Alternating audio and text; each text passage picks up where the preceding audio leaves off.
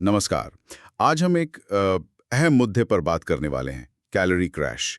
ये वो हालत है जब शरीर को अचानक ज़रूरत से बहुत ही कम कैलोरी मिलती है। हम कुछ भरोसेमंद न्यूट्रिशन सोर्सेज और एक्सपर्ट आर्टिकल्स के आधार पर बात करेंगे, खासकर उनके लिए जो फिटनेस या डाइटिंग अभी शुरू कर रहे हैं। समझना यह है कि एकदम से कैलोरी घटा देना क्यों नुकसानदायक हो सकता है। तो चलिए शुरू करते हैं। सबसे पहले ये कैलोरी क्रैश है क्या चीज़ आखिर? देखिए, ये शरीर का एक तरह का कह सकते हैं इमरजेंसी मूड है। जब शरीर को अचानक बहुत कम एनर्जी मतलब कैलोरीज मिलती है ना, तो उसे लगता है जैसे कोई अकाल पड़ गया है, खाना नहीं है। तो वो क्या करता है, खुद को बचाने के लिए एनर्जी बचाने लगता है। मतलब जो जरूरी काम है शरीर के, उनको भी स्लो कर देता है। ये एक सर्वाइवल तरीका है उसका। अच्छा, तो बॉडी एक तरह से डिफेंसिव हो जाती है, ये तो जानना बहुत ज़रूरी है। तो जब बॉडी इस मोड में जाती है, सबसे बड़ा असर कहाँ दिखता है? मेटाबॉलिज्म पे। हाँ, बिल्कुल सही पकड़ा। सबसे पहला शिकार मेटाबॉलिज्म ही बनता है। वो एकदम से धीमा पड़ जाता है। इसका मतलब है कि आपकी बॉडी आराम करते हुए भी, मतलब रेस्टिंग स्टेट में भी, कम कैलोरी जलाएगी। और एक चौंकाने वाली बात यह है कि बॉडी एनर्जी के लिए फैट छोड़कर आपकी मसल्स को तोड़ने लगती है। अरे, मतलब मसल्स लॉस? वजन घटाने चले थे और मसल्स कम हो रही हैं? ये तो बिल्कुल उल्टा हो गया। हाँ, बिल्कुल। बॉडी उस कीमती मसल टिश्यू को फ्यूल की तरह इस्तेमाल करने लगती है। और वो जो एकदम तेज क्रेविंग्स होती हैं और हर वक्त भूख लगती रहती है, उसका क्या कनेक्शन है इससे? हाँ, यहीं पे हार्मोन्स का रोल आता है। देखिए, एक हार्मोन होता है लेप्टिन। वो दिमाग को सिग्नल देता है कि पेट भर गया है, बस करो। कैलोरी क्रैश में इसका लेवल गिर जाता है। गिर जाता है। अच्छा। हाँ, तो खाने के बाद भी वो सैटिस्फैक्शन वाली फीलिंग नहीं आती, भूख लगती रहती है। और दूसरी तरफ है ग्रेलिन। हाँ, वो भूख वाला हार्मोन। बिल्कुल, उसका लेवल बढ़ जाता है। तो वो क्रेविंग्स और तेज हो जाती हैं। उन्हें कंट्रोल करना बहुत मुश्किल हो जाता है। ओहो, तो ये हार्मोन्स का पूरा बैलेंस ही हिल जाता है। और क्या इसका स्ट्रेस से भी कोई लेना देना है? क्योंकि ये सुनने में ही स्ट्रेसफुल लग रहा है बॉडी के लिए। हाँ, बिल्कुल है। शरीर के लिए कैलोरी की इतनी भारी कमी एक फिजिकल स्ट्रेस है। तो इसके जवाब में बॉडी कॉर्टिसोल रिलीज करती है। Stress hormone. हाँ, स्ट्रेस हार्मोन। और ये कॉर्टिसोल जब बढ़ता है तो ये पेट के आसपास फैट जमा करने में मदद करता है।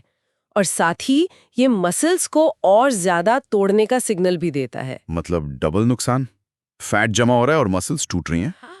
ये तो वाकई बॉडी खुद को बचाने के चक्कर में वजन कम करना और मुश्किल बना रही है।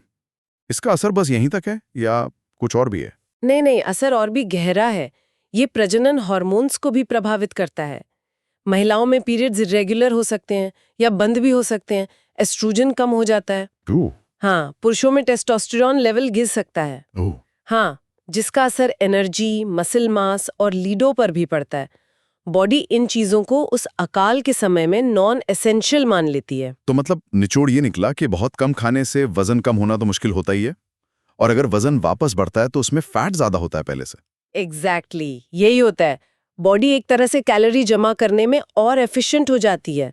उसे लगता है कि आगे फिर ऐसा अकाल पड़ सकता है, तो वो फैट स्टोर करती है। मेटाबॉलिज्म तो धीमा हो ही चुका है। तो जो वजन वापस आता है, जिसे वेट रीगेन कहते हैं, उसमें मसल कम और फैट ज्यादा होता है। और कई बार वो जो बिंज ईटिंग होती है ना, एकदम से बहुत सारा खा लेना, हाँ। वो भी इसी का नतीजा हो सकता है। बॉडी उस भुखमरी वाले फेज से रिकवर करने की कोशिश कर रही होती है। ये समझना बहुत जरूरी है। मतलब अगर किसी को लगता है कि वो डाइट फॉलो नहीं कर पा रहा, फेल हो रहा है, तो वो शायद विल पावर की कमी नहीं, बल्कि बॉडी का एक नेचुरल बायोलॉजिकल रिस्पॉन्स है। खासकर जो लोग नए हैं, उनके लिए ये जानना बहुत जरूरी है। तो इससे बचने का सही तरीका क्या है? अगर भूखा नहीं रहना है तो फिर क्या करें? सबसे जरूरी बात है अपने शरीर की बेसिक जरूरत को समझना, जिसे बेसल मेटाबॉलिक रेट BMR कहते हैं। आपको कम से कम उतनी कैलोरीज तो लेनी ही चाहिए, बल्कि उसका भी करीब 80% तो जरूर। और अगर आप एक्सरसाइज कर रहे हैं तो उसकी कैलोरीज अलग से। अच्छा। दूसरा, भूखे रहने की बजाय एक बैलेंस्ड डाइट लेनी है, जिसमें अच्छा प्रोटीन हो ताकि मसल्स बची रहें, हेल्दी फैट्स हों हॉर्मोन्स के लिए, और कॉम्प्लेक्स कार्बोहाइड्रेट्स हों एनर्जी के लिए। क्रैश डाइटिंग नहीं, बल्कि सस्टेनेबल साइंस बेस्ड न्यूट्रिशन जरूरी है। तो आज हमने ये समझा कि कैसे एकदम से कैलोरीज कम करना मेटाबॉलिज्म को धीमा कर सकता है, हार्मोन्स गड़बड़ा सकता है, मसल्स कम कर सकता है और आखिर में वजन घटाने को और मुश्किल बना सकता है। ये जानना वाकई बहुत काम का है। बिल्कुल। और एक बात सोचने के लिए छोड़ जाते हैं, क्या हम अपने शरीर के सिग्नल्स को, जैसे भूख, थकान, क्रेविंग्स, दुश्मन समझने की जगह उन्हें गाइड की तरह देख सकते हैं? शायद वो हमें बता रहे हैं कि हमारे शरीर को असल में क्या चाहिए।